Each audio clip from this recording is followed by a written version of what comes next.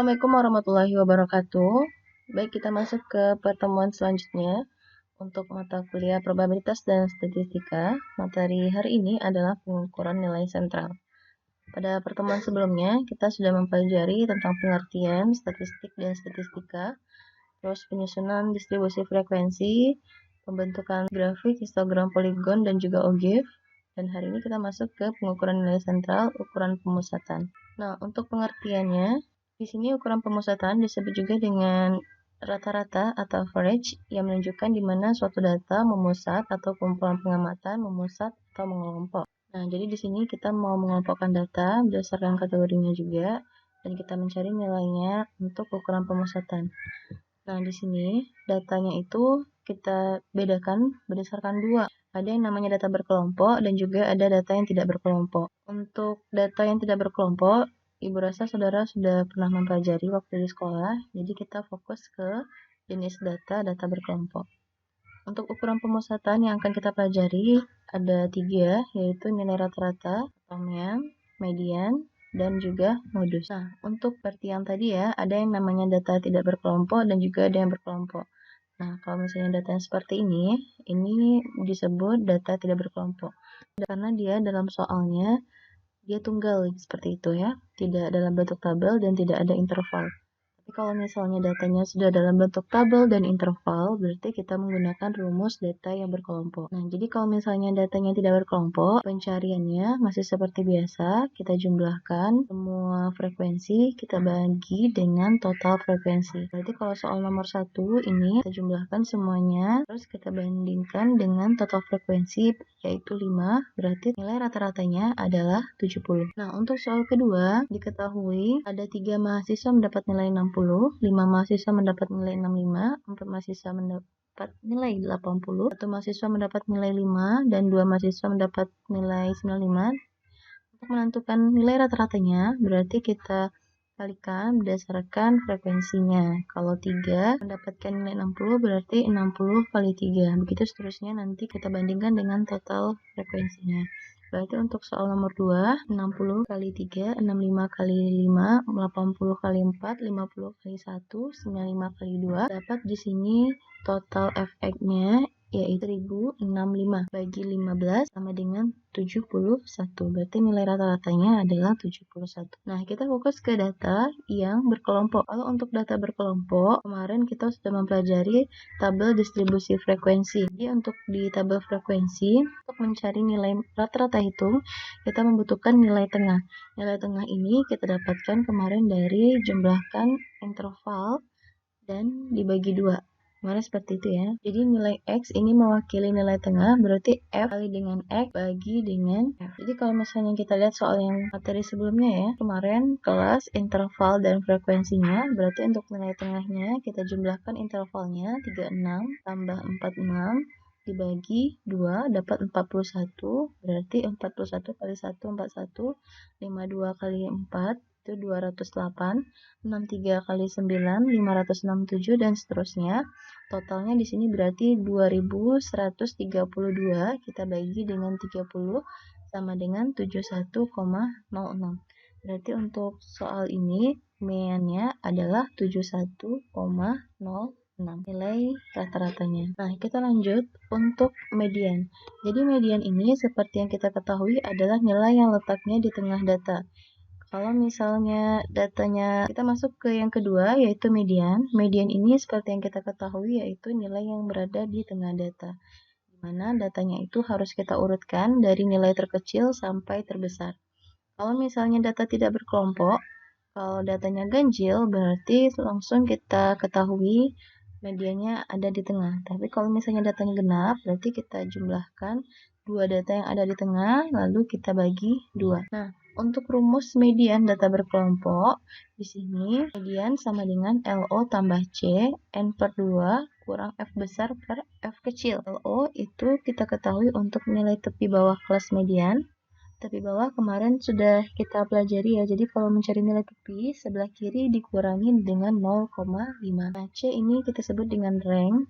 Rank ini kemarin udah pernah kita pelajari juga ya, untuk cari nilai rank. N itu untuk jumlah data, F besar itu jumlah semua frekuensi sebelum kelas yang mengandung median. Jadi kalau misalnya mediannya letaknya di tengah, berarti F besarnya itu sebelum kelas mediannya. F kecil berarti frekuensi kelas median. Ini contoh data median, data tidak berkelompok. Kalau misalnya datanya seperti ini, nah ini kan datanya sudah urut ya dari nilai terkecil sampai nilai terbesar. Jadi kalau mencari nilai tengahnya, kita hitung dulu jumlah datanya ada berapa. Kalau ganjil biasanya langsung kita ketahui datanya di tengah gitu ya. Nah, di sini datanya ada 9, berarti 9 kita ambil 4 ke kiri, 4 ke kanan, berarti datanya ada di 5. Nilai data kelima yaitu 6. Untuk soal kedua, di sini kita lihat 5, 5, 7, 9, 11, 12, 15, 18. Nah, kita hitung jumlah datanya. Ada 1, 2, 3, 4, 5, 6, 7, 8. Nah, karena jumlahnya 8 datanya berarti genap. Kita ambil dua data yang letaknya di tengah, berarti yang di tengah ada 9 dan 11. 9 dan 11 ini kita jumlahkan, dapat nilainya 20 bagi 2, dapat nilainya 10. Berarti mediannya adalah 10. Ini contoh soal masih data tidak berkelompok, artinya datanya tunggal ya. Median untuk data 8 upah dari 8 karyawan dalam hitungan ribuan rupiah. Nah, datanya seperti berikut, 20, 80, 75. Nah, ini kan datanya masih belum urut ya. Berarti kita urutkan dulu datanya dari yang terkecil sampai yang terbesar. Berarti ada 20, 45, 50, 60, 75, 80, 85, 90. Nah, setelah itu kita hitung jumlah datanya. Datanya tadi ada 8. Karena ini jumlah datanya ada genap ya, 8 karyawan. Berarti kita ambil dua data yang letaknya di tengah, kita bagi 2. Berarti di sini letak data yang di tengah adalah 60 dengan 75. 60 tambah 75 kita jumlahkan. Terus kita bagi dengan 2, dapat 67,5. Nah, karena hitungannya dalam ribuan rupiah, berarti kalau 67,5 kita kalikan dengan 1000, berarti dapat 67.500. Berarti nilai tengah dari 8 upah karyawan itu adalah 67.500.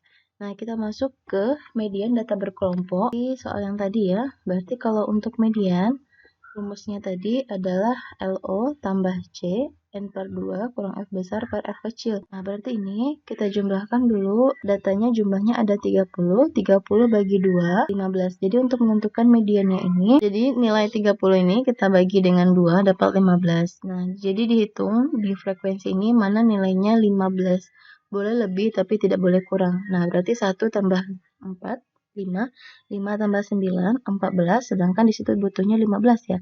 Berarti 9 ini kita jumlahkan lagi dengan 6, baru nilainya lebih dari 15. Artinya di sini kelas keempat ini adalah kelas median. Nah, berarti kalau kita mencari nilai LO-nya, tadi LO adalah nilai tepi ya. 69 dikurang dengan 0,5 dapat 68,5. F besarnya berarti nilai sebelum kelas median 1, 4, dan 9 nilainya 14. Kelas median F kecilnya itu 6 dan jaraknya adalah 11. 11 ini didapatkan dari nilai yang CRK kemarin ya. Nah, terus median sama dengan kita masukkan ke dalam rumus 68,5 tambah 11, 15 dari N bagi 2 tadi ya. 15 kurang 14 per 6. Jadi kita selesaikan dulu yang di dalam kurung ini. Kita anggap ini dalam kurung. Berarti 15 kurang 14, 1, 1 bagi 6 kali dengan 11 tambah dengan 68,5. Dapat 70,33. Berarti nilai mediannya ada di kelas keempat. Nilai yang tengahnya adalah 70,33. Seperti itu. Nah, kita masuk ke modus. Jadi kalau modus ini adalah nilai yang paling banyak muncul atau nilai yang mempunyai data frekuensi paling besar. Untuk menentukan modus, tidak perlu kita urutkan nilainya seperti median.